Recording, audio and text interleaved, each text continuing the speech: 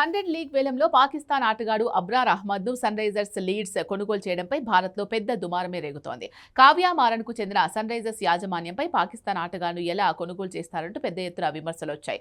అంతేకాదు భారత్లో sun Risers లీడ్స్కు చెందిన సోషల్ మీడియా ఖాతా ఎక్స్ను సస్పెండ్ చేసింది. అబ్రార్ అహ్మద్ను సన్ రైజర్స్ లీడ్స్ సుమారు 2.34 కోట్లకు దక్కించుకుంది. అయితే తాజాగా ఐపీఎల్ మాజీ chairman Lalit Modi Sunrisers లీడ్స్కు ఆసక్తికర మెసేజ్ పంపించారు.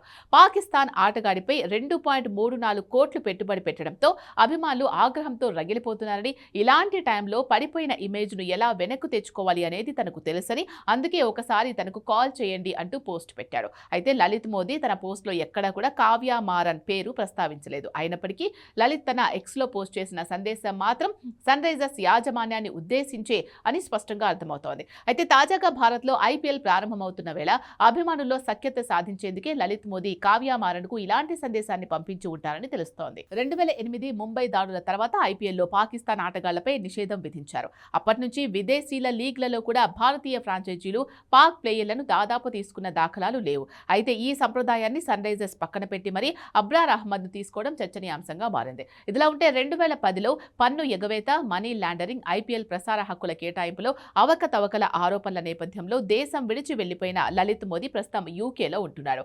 ఈడీ వర్గాల సమాచారం ప్రకారం 2009లో ఐపీఎల్ బ్రాడ్కాస్ట్ హక్కుల కేటాయింపులో మోదీ అవకతవకలు చేసి 125 కోట్లకు పైగా లాభం పొందినట్లు ఆరోపణలు ఉన్నాయి. ఆయనపై భారత్లో పలు ఆర్థిక అవకతవకల కేసులు కూడా ఉన్నాయి.